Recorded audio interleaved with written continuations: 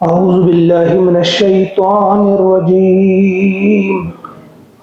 بسم الله الرحمن الرحيم.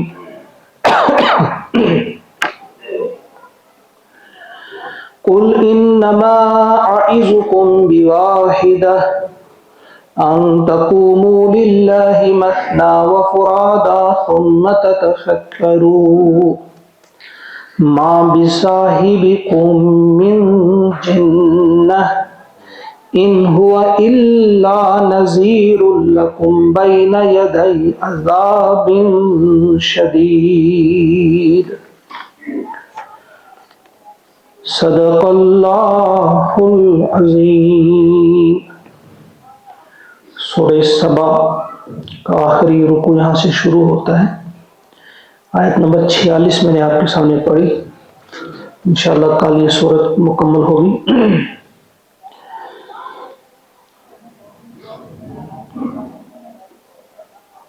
مشرکین مکہ جو مسلسل پیارے نبی صلی اللہ علیہ وسلم کی رسالت کا انکار کر رہے تھے اور آپ کو کبھی شاعر، کبھی مجنون، کبھی ساحر، نعوذ باللہ مختلف قسم کے برے القاب سے آپ کو پکارتے تھے.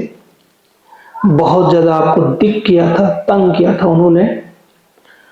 تو آج کی ان آیات میں اللہ کا ارشاد ہوتا ہے، اپنے پیارے حبیب نبی کریم صلی اللہ علیہ وسلم سے فرماتے ہیں، کل کہہ دیجئے آپ اے نبی صلی اللہ علیہ وسلم، انما اعظکم، بے شک میں تمہیں نصیحت کرتا ہوں، بواحدہ، ایک بات کی. یعنی آپ انہیں فرما دیں میں تمہیں ایک بات کی نصیحت کرتا ہوں، صرف ایک بات بولتا ہوں. کیا؟ ان تقوموا، کہ تم کھڑے ہو جاؤ، للہ، اللہ کے لیے، تمام خواہشات نفس کو ایک طرف چھوڑ کر، کسی لالچ، کسی خوف، کسی غرض، ان تمام چیزوں کو چھوڑ کر صرف للہ، اللہ کے لیے تم کھڑے ہو جاؤ. مثنا، دو دو، وفرادا، یا ایک ایک، یعنی دو دو آدمی کھڑے ہو جاؤ، ایک ایک کھڑے ہو جاؤ. ثم تتفکروا، اور پھر تم خوب غور و فکر کرو.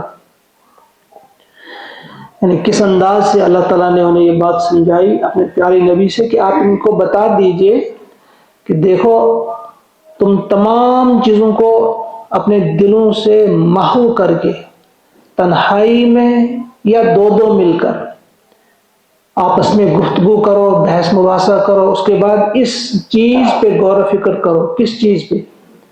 ما بصاحبکم، کون سی چیز تمہارے صاحب میں، یعنی آپ کے ساتھی میں کون سی ایسی چیز ہے، من جنہ، جو جنون سے تعلق رکھتی ہو. یعنی جنون کی کون سی بات ایسی ہے؟ آپ کیا دیکھا آپ نے اپنے صاحب میں، اپنے ساتھی میں، ایسی کون سی بات دیکھی ہے جو جنون کے ساتھ اس کا کوئی تعلق ہو. مجنون کے اندر جو ان کی صفات ہوتی ہیں، مجنون کی گفتگو کا طریقہ، اس کا اٹھنا، اس کا بیٹھنا، اس کے شب و روز، ان میں سے کون سی چیز آپ کو اپنے ساتھی میں نظر آئی؟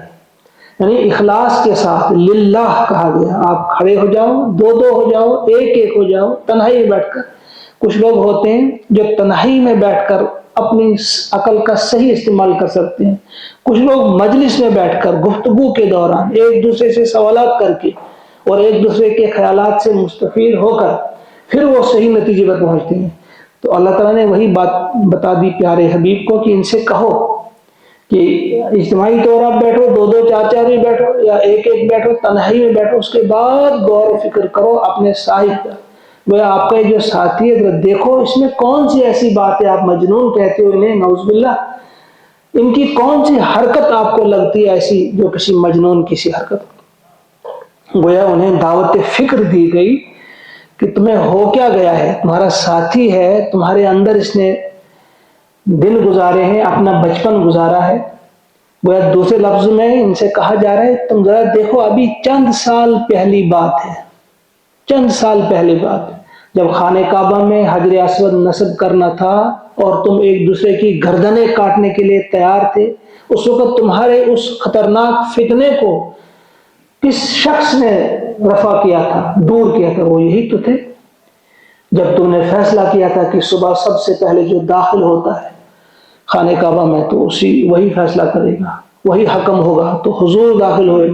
پھر تم نے خود ہی کہا کہ ہاں یہ صادق ہے، امین ہے، ایسے بھی ہم آپ کے فیصلے پہ راضی تھے۔ پھر جب آپ نے فیصلہ کیا کہ چادر پر رکھا جائے حجر اسود، آپ اس کے کونے پکڑے، پھر خود اپنے دست مبارک سے آپ نے اس حجر اسود کو وہاں رکھا اور ایک بہت بڑے فتنے کو رفع کیا، دور کیا۔ تو کل کی بات ہے، یہ تو کل کی بات ہے۔ تم نے خود کہتے تھے صادق، امین کہتے تھے، شریف کہتے تھے، اور آج کیا ہو گیا کہ فوراً تم نے ان کی مخالفت میں یہ اور یہ بکواس کرنے لگے، بک بک کرنے لگے؟ کیا اس لیے کہ یہ تمہیں سیدھا راستہ دکھاتا ہے؟ کیا اگر یہ آپ کو کہتا ہاں تم جس راستے پہ جا رہے ہو شاباش، بہت اچھے، جاؤ، پھر یہ بہت اچھے آدمی تھے۔ اگر تمہاری برائیوں پر یہ تمہیں شاباش دیتے پھر تو بہت اچھے آدمی تھے یہ، لیکن اگر ٹوکیں گے تمہاری برائیوں پر، تمہارے قصوروں پر، تمہارے نقائص کی نشاندہی کریں گے، پھر یہ مجنون ہے، پھر یہ ساحر ہے، پھر یہ شاعر ہے۔ کہ تمہیں ہو کیا گیا ہے؟ سوچو، غور و فکر کرو، کون سی چیز آپ کو نظر آتی ہے ان میں جو کسی مجنون میں ہوا کرتی ہے؟ حقیقت یہ ہے، ان ہوا الا نذیر، یہ نہیں ہے مگر نذیر ہے، یعنی یہ ایک ڈرانے والے ہیں۔ بین یدئی، آگے یعنی آنے سے پہلے، پیشگی، عذاب شدید، ایک شدید عذاب سے پہلے تمہیں خبردار کرنے والے ہیں۔ ان کا اور کوئی قصور نہیں، ان کا قصور یہی ہے، اگر جسے تم قصور کہتے ہو، کہ یہ ایک آنے والے عذاب سے پہلے تمہیں ڈرا رہے ہیں کہ اس سے پہلے تم توبہ کرو۔ کل ما سألتکم، اور ساتھ ہی یہ بھی دوسری بات یہ بتا دیں آپ ان سے، کہہ دیجئے آپ، ما سألتکم من اجر فہو لکم، کہ اگر میں نے اس پر تم سے کوئی اجرت لی ہے، کوئی اجر میں نے تم سے لیا ہے یا میں مانگ رہا ہوں، فہو لکم، تو وہ تمہیں ہی مبارک ہو، وہ تمہیں ہی مبارک ہو، وہ تم خود رکھ لو، مجھے مت دو۔ اگر میں نے تم سے کوئی مزدوری اس کام پر مانگی ہے، کوئی اجر میں نے تم سے مانگا ہے، تو وہ مجھے اس کی ضرورت نہیں، وہ تم خود رکھو۔ اگر میں نے مانگا ہے تو ایسے کی بات ہی نہیں۔ ان اجریہ الا علی اللہ، میرا اجر تو میرے اللہ کے ذمہ ہے۔ ان اجریہ، نہیں ہے میرا اجر، الا مگر علی اللہ، اللہ پر، یعنی مجھے تو اس کام کی ذمہ دار، مجھے تو اس کام کی اجرت دینے والی ذات جو ہے وہ اللہ کی ذات ہے۔ یہ والا سنٹینس ہے پہلے والا، ما سألتکم من اجر فہو لکم، اگر میں تم سے کوئی مانگتا ہوں، میں نے کوئی مانگی ہے تم سے اجرت، وہ خود رکھ لو۔ اس کا ایک اور معنی بھی ہے کہ اگر اس پر کوئی میں اجرت مانگتا ہوں تو وہ یہ مانگتا ہوں فہو لکم، تمہاری خیر خواہی، تمہارا اچھا بننا۔ اگر مجھے کوئی اجرت چاہیے تو میری اجرت یہ ہے کہ تم سیدھا راستہ اختیار کرو، تم جہنم کی آگ سے بچو، تم اللہ کو اللہ کی خوشنودی کا راستہ اختیار کرو، اللہ کو راضی کرنے کا راستہ اختیار کرو۔ اگر میری مزدوری ہے تو یہ، اس کے ایک معنی یہ بھی مفسرین نے لکھے، ان اجری الا علی اللہ، تو میرا اجر جو ہے اللہ کے ذمہ، وہو علی کل شیء شہید، اور بے شک وہ ہر چیز پر شہید ہے، گواہ ہے، ہر چیز کی اطلاع رکھنے والا ہے۔ کل، تیسری بات آپ فرما دیجئے، ان ربی، بے شک میرا رب، یقذف، مارتا ہے یا اوپر سے ڈالتا ہے، بالحق، حق کو۔ اس کے معنی یہ ہے کہ بے شک اللہ تعالی باطل پر حق کو مارنے والا ہے۔ ایک معنی یہ مفسرین نے لکھی، ایک معنی یہ ہے کہ بے شک اللہ تعالیٰ وحی کے ذریعے مجھ پر حق نازل کرتا ہے، مجھے حق بتاتا ہے، صحیح بات مجھے بتاتا ہے وحی کے ذریعے۔ ایک معنی یہ لکھے مفسرین نے، اور یہ کہ یہ حق جو ہے باطل پہ مارنے والا ہے اور اس کے بھیجے کو پھاڑ دے گا عنقریب۔ علام الغیوب، وہ سب غیبوں کا جاننے والا ہے، تمام غیبوں کا جاننے والا ہے۔ وہ جانتا ہے کہ حق کس پر اتارا جانا چاہیے، اس کے قابل کون ہے، کس دل پہ یہ حق اتارا جائے اسی پر اتارا جا رہا ہے، یا ایک معنی ہے کہ عنقریب یہ باطل کا کچومر نکال دے گا اور عنقریب باطل مٹنے والا ہے۔ قل جاء الحق، اگلی آیت میں کہہ دیجئے آپ جاء الحق، حق آ گیا، وما یبدئ الباطل، وما یبدئ اور نہیں پیدا کرتا ہے الباطل، باطل باقی کوئی چیز پیدا نہیں کرتا، وما یعید اور نہ وہ دہراتا ہے لوٹاتا ہے، یعنی باطل نے پہلے کیا بنایا کہ اب وہ بنائے گا۔ باطل نہ کسی چیز کا آغاز کرتا ہے نہ کسی چیز کا اعادہ کرتا ہے، باطل نے پہلے ہی کیا دیا ہے کہ اب وہ نئی چیز کوئی دے گا، وہ کوئی دینے والی چیز نہیں، بس حق آئے گا، حق آ گیا، یہاں کہا مراد یہ ہے کہ حق آنے والا ہے، سمجھو آ گیا۔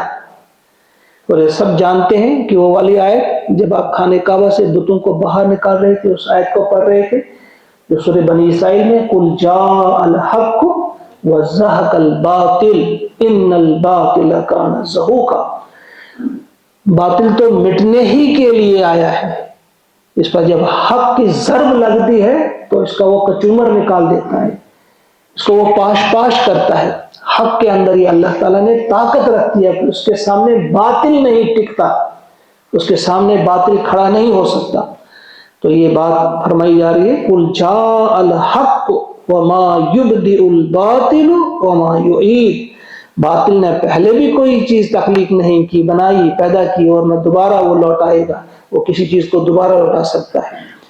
یہ ان 5 آیات کا ہم نے مطالعہ کیا، ایک بار آپ سنیں گے۔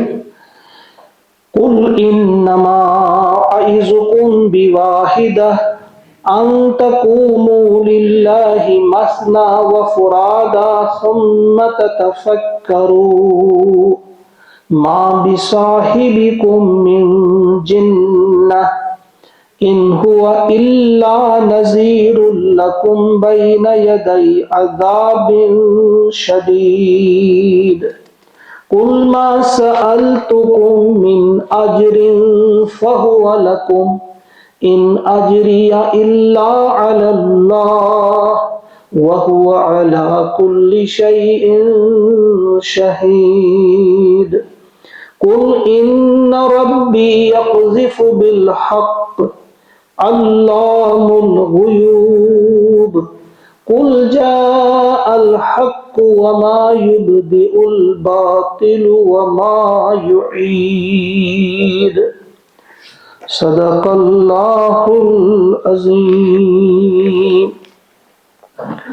اللہم اجعل القرآن ربیع قلوبنا ونور ابصارنا وشفاء صدورنا وذهاب همومنا وغمومنا ربنا تقبل منا انك انت السميع العليم آمین۔